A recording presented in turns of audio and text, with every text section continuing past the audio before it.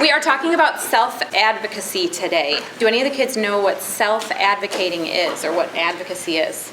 Chase? I've heard of it. Okay, do you know what it is? It's What is it? basically where you do stuff for yourself and your parents don't do everything. Right, do stuff for yourself and your parents don't do everything. So what else, what do you guys think self-advocacy is? Anybody? Has anybody ever heard of it?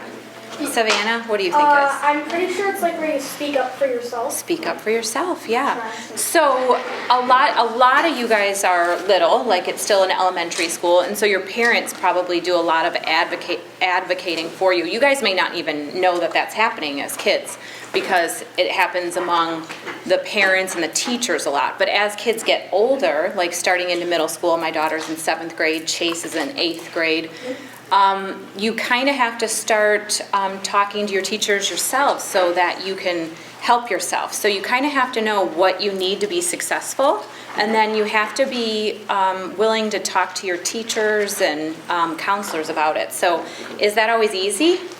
No. Do you ever advocate for yourself, Abby? Yeah. Yeah. Is it easy? No. No. Why? Is it scary? Yeah. It can be scary sometimes, right, for kids to talk to adults, but it's super important. Kristen and Jill and I had a meeting a couple weeks ago, and we came up with some ideas that we wanted to talk about to share to help you guys with self-advocating. So we came up with 4 skits. So one of the skits is going to be talking about what is dyslexia. So has any of the kids ever been asked, what is dyslexia? Did any of your classmates ever ask? Okay, show of hands. Do you guys have a good answer? Kind of? Okay, well we're gonna go over that today in one of the skits, okay? And these lovely ladies over here are gonna do that one.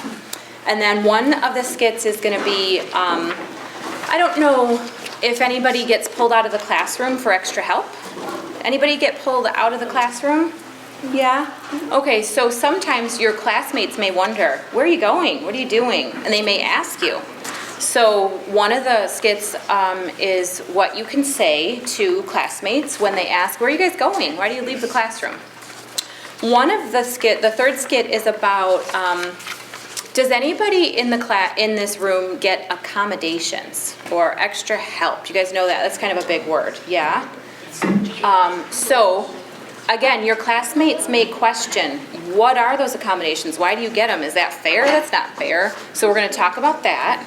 And then the last one is we are going to talk about strengths that come associated with dyslexia. So dyslexia poses some challenges, but it also comes with amazing strengths for some of you guys, for probably most of you. So we're going to talk about those as well.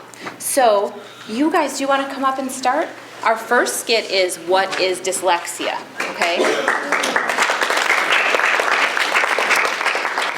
Hey guys, I'm working on homework for science. It's a report on the prehistorical period. How do you spell dinosaur? Don't ask me, I have dyslexia. Spelling is not my groove.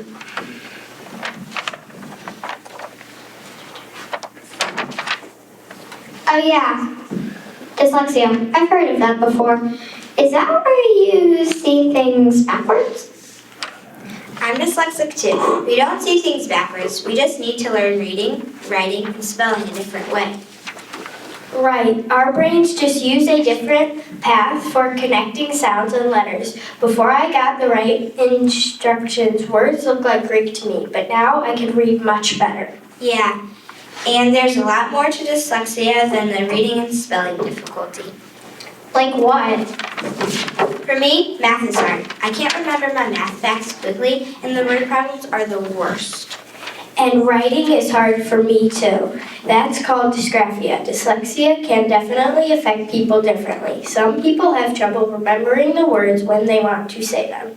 Totally. I get so nervous at school sometimes because I don't want to be called on by the teacher. I do not like to read out loud in front of the class. Ugh, me neither. How do you get dyslexia? You're born with it. It runs in your families. Yeah, it's pretty common. They say 1 in 5 people have dyslexia. Once my parents took me for testing and we found out I had dyslexia. Then I started getting the right help. Things aren't as hard as me in school. but it still is a lot of hard work every day. I go to tutoring too. My dyslexia therapist is awesome. Oh man, you guys have to go to school after school? That stinks. I didn't know you have to work so hard. You can't even tell. You guys are super smart. Dyslexia doesn't affect intelligence. That iPad you're holding was invented by someone with dyslexia. And the iPhone and Apple and PC computers and Captain Underpants and the Diary of a Wimpy Kid and Dogman books. Wow, that's so cool. And Einstein was even dyslexic too. What? Einstein was dyslexic? I can't believe he had trouble learning. That's crazy. Isn't he the smartest person ever? Yeah, pretty much. But like we said, dyslexic people are smart, and when we're taught the right way, then we're all good.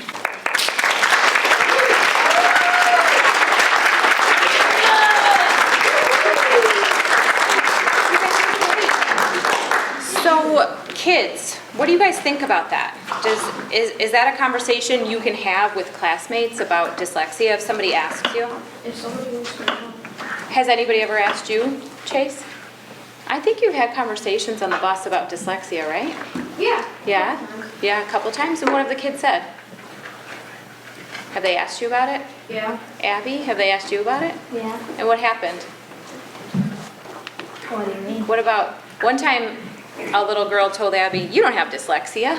And Abby's like, yeah, I do. And she's like, no, you don't. So kids are curious, and sometimes kids can ask nicely, and sometimes kids can maybe not ask so nicely. So sometimes if you just take a minute just to educate them, then things will go a little bit easier, right? Because it can be kind of uncomfortable sometimes. Are we ready for our next skit? Our next skit is about when you have to leave the classroom to get extra help, or it's called pull out. Sometimes teachers push in, and then sometimes you get pulled out. So I know a lot of kids have probably gotten pulled out to get extra help. So this skit is regarding when you get pulled out of the classroom, okay? And when kids ask, where are you guys going, what are you guys doing when you go there? Because maybe kids think like you're going for an extra recess, and the kids can sometimes be curious, like, hey, what are you guys doing? So we'll talk about that, okay? Go ahead, guys. Hey, I saw you get up and leave the room today, during the science test. Where'd you go? I went to Mrs. Parker's room. That's where I get some of my tests. Oh, why is that? Well, I have dyslexia, so I can go there with a few other kids. It's easier for me to take my tests this way. What do you do in there? Like, do the teachers give you all the answers? No, not at all. But the teacher does read the questions out loud, which really helps. And I can use my laptop to hear questions or type answers if I need to. Oh, you do need to do that during every test? That sounds like a lot of extra work. Yeah, sometimes I do. And you're right, it is a lot of extra work. That's why I need to leave the classroom and do it in smaller groups. And sometimes I need to give my answers to questions out loud, like if the test involves a lot of writing short answers. I do better on the test if I can give my teachers orally. Mrs. Parker will write my answers down and I say them. It's called a scribe. I've also seen kids leave during class too. Why do they leave then? Well, I have dyslexia too. For me, I don't leave during tests, but I leave during class sometimes to get extra reading help for my dyslexia. I meet in a small group with a couple other kids. The teacher teaches us in a specific way, which is super helpful. Other kids leave for other reasons to get help with what they need. Tons of kids learn differently and need extra help in school. Yeah, some kids have dyslexia or ADHD. And some kids might have dysgraphia, which is a difficulty with writing, or even dyscalculia, which makes math hard. Huh? That's cool. I always wondered where kids went when they got up and left the classroom. I was always kind of jealous because I thought kids got to leave the room to do something fun, like play games, while we had to sit and do our work. I had no idea that kids can learn differently. Yep, totally. But if kids who learn differently get the help they need in small groups, it helps them so much. Yeah, for sure. Cool, then I'm glad you guys can do it. So are we. Now we're going to move on to our third skit, which is why are accommodations fair? So that one was addressing why kids will leave the classroom. You guys can come up. And the next one is why are accommodations fair? My daughter had an experience just this week at school, so it was interesting that we're doing this weekend. Abby uses a laptop at school, and not everybody does in our district. We're not a one-on-one, so only certain kids get laptops. So a kid came up to her in language arts this week and said, hey, what are you doing with that laptop? Why do you have it? And so hopefully, so these things happen to the kids in real life. Chase had somebody talk to him on the bus about what is dyslexia, and you don't have dyslexia, and that's not what dyslexia is. There was a kid telling Chase what dyslexia was and wasn't. And Chase is like, I think I know what it is, I have it. So, and then same thing with Abby. So these are, I pulled these from like real life scenarios. Every single, so all these kids, this is Chase, Evelyn, and Abby, and that's Cole back there with the sunglasses. What's up? And they all go to the same school. So they all went to the same elementary school. Now, Evelyn and Chase are in elementary school Evelyn and Cole are in elementary school. Chase and Abby are at the same middle school. We were in Plainfield. So they've all had these experiences, and I'm sure you guys have too. So this skit is talking about why are accommodations fair? What can I say to my classmates who think that they're not fair? So the setting is, these guys are all on the bus in the morning, okay? So we're riding the bus. Are you guys good there, or you want to move over? You good? Yeah. Okay, so Abby and Chase are all on the bus, and Cole's getting on. Go ahead, bro. Hey dude, what's up? Nothing. Hey, we barely have any room on this bus. Dude, why do you have so many bags? I know, right? One is my lunchbox, one's my backpack, one's my basketball bag that has my uniform and high tops for basketball, and my other is for my laptop. Wait, you're gonna bring your laptop to school? Yeah, it's cool. I bring my laptop to school too. It's in my backpack. Why do you guys get to bring your laptops to school? That's awesome. I wish I could bring mine. Cole and I have dyslexia, so the laptops help us. Oh, shoot. Oh, really? How does it help you? Well, mostly for me, it helps with spelling, reading, and writing. Yeah, me too. The laptops have different programs on them to help kids with dyslexia. Isn't that technically cheating? No, it's not cheating at all. We need computers to help us with our schoolwork. It's kind of like a kid who can't walk gets to use a wheelchair. But how is that the same? A kid who uses a wheelchair can't use his legs. You guys don't look any different. I don't get it. Well, dyslexia is hard because it's not something you can see, but it's something in your brain, so you can't really see it. But even though you can't see it, it's definitely still there, and it makes school way harder. No, that's not what dyslexia is. Dyslexia is the thing with the eyes and you like switch stuff around. My cousin has it. I know all of that. Not really. Dyslexia is a brain difference that affects reading, spelling, writing, math, and memory. And there are different levels of intensity of it. Some kids have it pretty mild. Other kids have it where it affects school way more. Yeah, for me, writing with dyslexia can be kind of tricky. It's kind of like when you write things, you'll write it correctly the first time. But for me, I write things differently, backwards sometimes, and I have to unflip it before it looks right. The laptops help with that. Yeah, dyslexia makes school super hard sometimes. But sometimes I have a hard time getting my brain to tell my hand what I want it to write. It's hard for me also to tell my fingers what to write. It's right there in my brain, and my hand just won't cooperate sometimes. So it takes a lot of effort for me. That's why a computer can help me.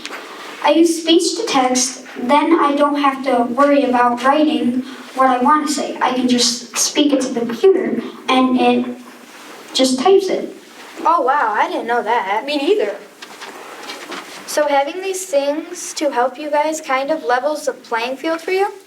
Exactly. It's not cheating. It's just making things fair for us so that when we are working on stuff at school, we can keep up with you and everyone else. Oh, I get it. That makes sense. So it makes it easier for you guys to show what you know. What other kinds of help do dyslexic kids get? Well, most kids, not all kids, but most dyslexics get extra time on tests and stuff. I definitely need that. I can do really well on tests, but all I need is a little bit more time than most. I use special headphones at school because I have auditory processing disorder, too. So the headphones help me a lot. I use headphones too with my computer because sometimes the computer reads stuff to me. So I have to have the headphones to know so everyone else doesn't have to hear what I'm hearing. Oh, sometimes you listen to stuff instead of actually reading it. Yeah, if I listen to stuff instead of having to try so hard to read it, then it's easier for me to focus on other stuff the teacher wants us to know. Like, did we understand what we read? Or when the teacher says, can we answer questions on what we read? Yeah, we can read it, but it's just harder. It takes more time and sometimes so much energy, so listening to it saves our brains. Wow, I never knew that. That's what dyslexia is about. That sounds hard. There are a lot of other accommodations. It depends on how dyslexia shows up in you, which can be different for people, but sometimes we need calculators, oral testing, give us extra time to get our thoughts out, not marking off the spelling, using a scribe for written work, or doing alternate assignments like a PowerPoint instead of a book report. If I didn't have accommodations, I would not do so well in school. I might even fail. You might fail? No way. You're super smart and always do well. I can't believe you would fail. I do get good grades, and I work really hard, but the accommodations are super important to me, and they really help me. Oh, I guess then they're kind of fair then. Yep. Awesome. Yay! So, are there any kids who get accommodations in school? Do you guys, do you want to say one example of one accommodation you get? So I go to my math teacher Okay. and I get a scribe sometimes. Okay, perfect. You get a scribe. Yeah, that sometimes helps. Abby, you do a scribe sometimes too, right? Like if there's a short answer on a social studies test or a science test, Abby can just speak her answer to the teacher and the teacher will write it down for her. So that way we're testing on what she really knows and kind of not letting the dyslexia get in the way. Kids, your classmates wonder about these things, so that's why we wanted to give you guys a couple of tools or words to have conversations. Like I said, just this week somebody asked Abby, and he wasn't super nice about it. So in this setting, like the kids are all friends and they're all talking about it, but sometimes the classmates can be kind of mean and say, it's not fair, you're cheating. So that can be hard to handle, but you just kind of have to stay calm and try to be polite and be respectful, and maybe a little bit of explanation may go a long way. So we've talked about the challenges and how dyslexia is hard, but these 4 kids I can speak to, and I'm pretty sure everybody in this room are awesome. They're all super smart. Linda, that's Chase's mom, and I were talking the other day, and Linda came up with a couple of things that she realizes in all 4 of them that I wanted to address before they all talk about their individual strengths.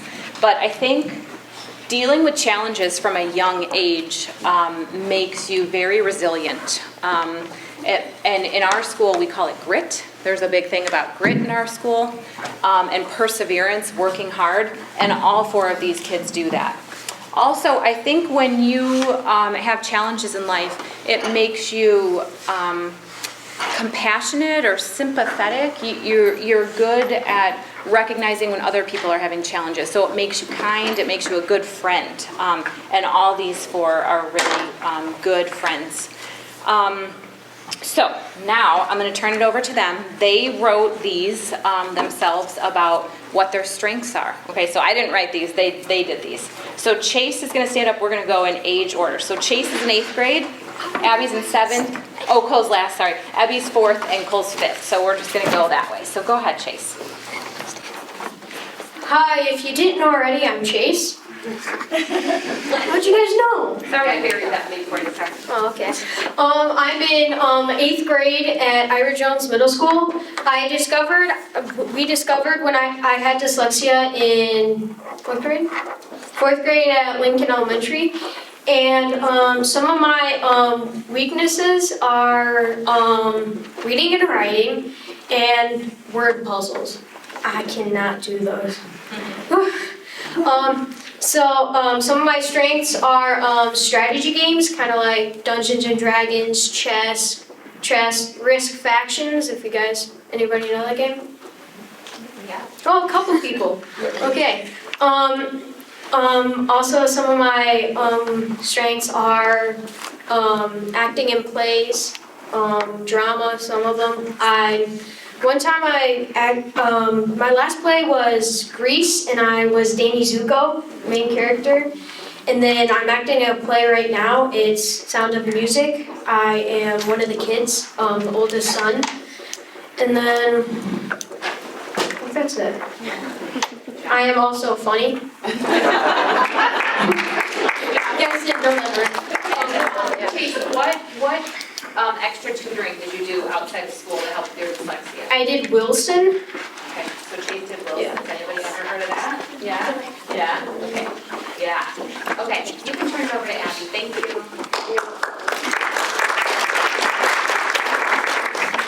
Hi, my name's Abby. I'm in 7th grade at Ira Jones Middle School. I found out I have dyslexia in 7th grade. I did... What did I say? 7. It's close. I did ring the bell, take flight, and tutorial at school. The one thing I struggle with a lot is spelling. I'm good at reading though. I can listen to audiobooks fast on Learning Ally and still understand them. I love sports like soccer, basketball, and softball. I like doodling and cooking. I'm creative and I have fun using my imagination. I'm good at listening comprehension. I was also in the DVN video on what I want my teachers to know about dyslexia, and I was also interviewed by an author in England who wrote "Dyslexia is my superpower." Thank you. My name's Evelyn. I'm in 4th grade, Lincoln Elementary in Plainfield. I found out I had dyslexia, dysgraphia, and auditory processing disorder in 2nd grade. I do Wilson at school. One thing I struggle with is organizing, comprehension, and reading. I love drawing, sketching, painting, eating, and baking.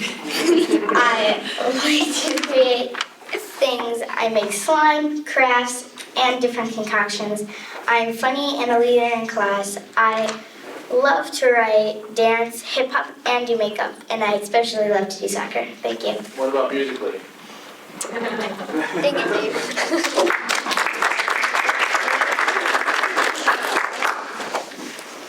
Hi, I'm Cole, and I'm in 5th grade at Lincoln Elementary. I found out I had dyslexia in 2nd grade, and I did take flight with Miss Chapman, and that really helped me. One thing that I do struggle with a lot is memorizing and sometimes spelling. I like sports, especially football. I also play soccer, basketball, and baseball. I'm fast, strong, creative, and outgoing. I'm a leader in my class. I'm artistic. I like dancing, acting, and writing. Here's another thing about writing. I've written over 100 scary stories, and I am now writing comics. I am funny and good at math. I was also interviewed by the author in England for the book Dyslexia is My Superpower, just like Abby. And one of my strongest traits is my imagination. And if you are dyslexic, you should be glad because most people don't get diagnosed with dyslexia ever. So, thank you. Could I please have all of the kids who are in Skits come on up front? I have something for you. And Joey too. So come on up here, people, where parents, get your cameras. Okay.